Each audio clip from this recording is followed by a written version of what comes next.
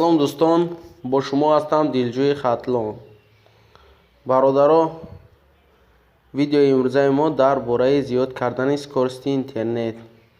یعنی برادرمون من در کامنتاری نوشت که اگه چقدر скорости اینترنت واسه کنیم، چی وای فای باشد یا اینکه چی با передачи данных باشد.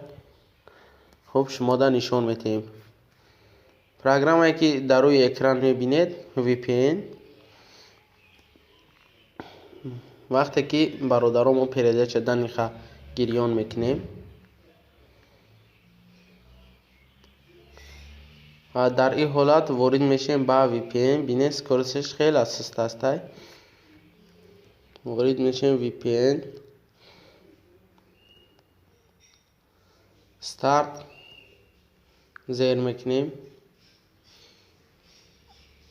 الکی پروگرام ما آماده شد و انا همین نشونه که میبینید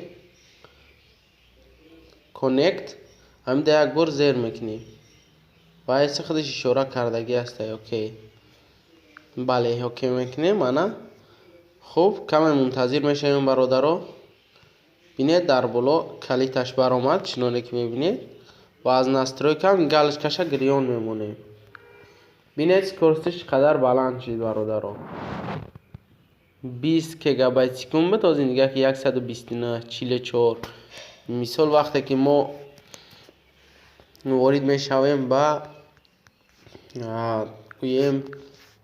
یوتیوب،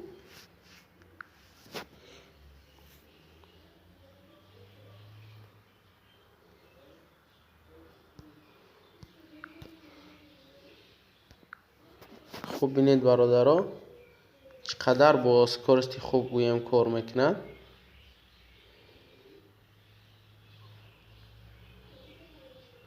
نه برادر میتونی که скорости اینترنت هم خیلی زیاد کنی. اگر ویدیو با شما معقول شده باشد برادران لایک مونید، در کانال ابونه شوید. با شما بودم دلجوی خطلان.